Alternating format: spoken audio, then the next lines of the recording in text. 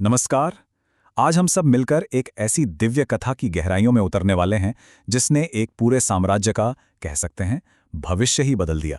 जी हाँ, ये कहानी है पुत्र कामेष्ठी यज्ञ की। एक ऐसा यज्ञ जो देवताओं का साक्षात वरदान था। तो कहानी की शुरुआत होती है अयोध्या नगरी से, जहां एक नई सुबह के साथ एक नई उम्मीद जग रही थी। लेकिन ये सिर्फ एक उम्मीद नहीं थी, ये तो एक पूरे साम्राज्य की प्रार्थना थी। क्योंकि देखिए, उस जमाने में एक राजा के लिए वंश का चलना ही तो राज्य के भविष्य की गारंटी होता था, है ना? तो सवाल यह है कि आखिर ये उम्मीद थी क्या? मतलब इतना बड़ा, इतना समृद्ध राज्य, और उसका भविष्य बस एक चीज पर टिका हुआ था। सवाल तो वाकई गहरा था, और इसका जवाब ऐसा था जो अयोध्या का भाग्य हमेशा हमेशा के लिए लिखने वाला था। और बस यहीं से शुरू होता है हमारा पहला अध्याय, अयोध्या की उम्मीद और राजा दशरथ का वो महान संकल्प जिसने इतिहास को एक नया मोड़ दे दिया। देखिए, राजा दशरथ संतान न होने के दुख से बहुत परेशान थे, व्याकुल थे। तो उन्होंने क्या किया? उन्होंने महान ऋषियों से मार्गदर्शन मांगा, और उन्हीं की सलाह पर राजा ने एक पक्का इरादा किया, एक दृढ़ संकल्प लिया कि वो पुत्र प्राप्ति के लिए पवित्र पुत्र कामेष्ठी यज्ञ करवाएंगे। और समझिए, उस जमाने में यज्ञ सिर्फ कोई पूजा पाठ या अनुष्ठान नहीं होता था, बल्कि ये तो ब्रह्मांड की शक्तियों को अपनी ओर मोड़ने का एक बहुत ही शक्तिशाली तरीका माना जाता था।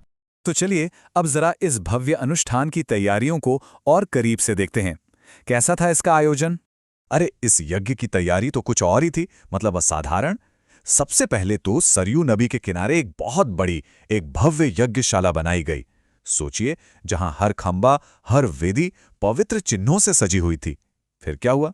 देश विदेश से बड़े बड़े ऋषियों और विद्वानों को न्योता भेजा गया, और देखते ही देखते पूरा का पूरा राज्य एक त्योहार के माहौल में डूब गया। हवा में बस सिर्फ पवित्र मंत्रों की दिव्य ध्वनि गूंज रही थी। और इस महान यज्ञ की अगुवाई कौन कर रहे थे? स्वयं महान ऋषि ऋष्यशृंग। ऐसा माना जाता था कि उनके मुंह से निकला हुआ एक एक मंत्र सीधा देवताओं तक पहुंचता था। मतलब उनके हर शब्द में दिव्यता और शक्ति का संचार हो रहा था। और अब कहानी उस अद्भुत मोड़ पर आ जाती है जहां भक्ति का जवाब सीधा स्वयं देवताओं ने दिया। चलिए अब देखते हैं अग्नि से उस दिव्य पुरुष के प्रकट होने की उस अविश्वसनीय घटना को। तो जैसे जैसे यज्ञ अपने चरम पर पहुंच रहा था ना, पवित्र अग्नि की लपटें वो और भी तेज और एकदम चमकीली, मतलब अलौकिक रूप से रोशन होती जा रही थीं। सच में ऐसा महसूस हो रहा था जैसे धरती और स्वर्ग के बीच का पर्दा धीरे धीरे हट रहा हो। और फिर वो हुआ जिसकी किसी ने कल्पना तक नहीं की थी।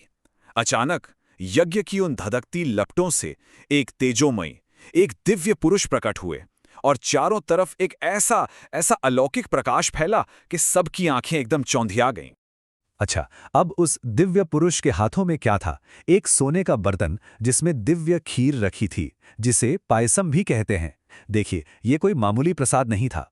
प्रसाद का मतलब ही होता है देवताओं का छुआ हुआ, पवित्र किया हुआ भोजन, जिसे खाने वाले को उनका आशीर्वाद मिलता है। और ये तो स्वयं देवताओं का भेजा हुआ एक साक्षात वरदान था, जिसमें राजा की सारी प्रार्थनाओं का फल समाया हुआ था।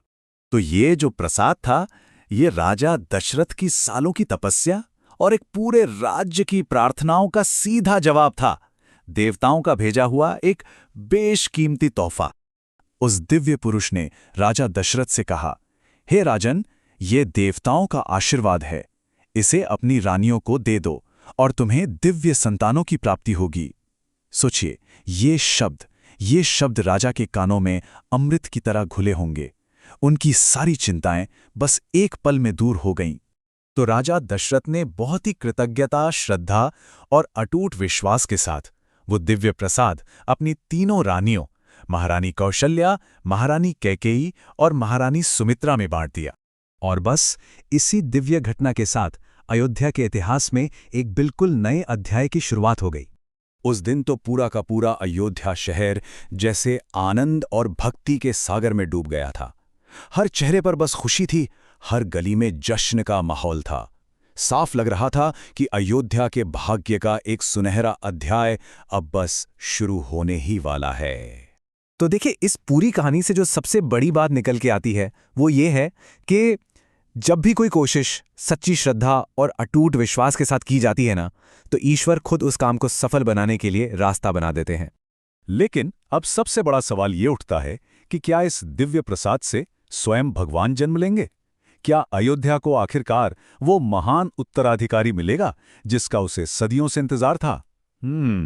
इसका जवाब तो भविष्य के गर्भ में ही छिपा है।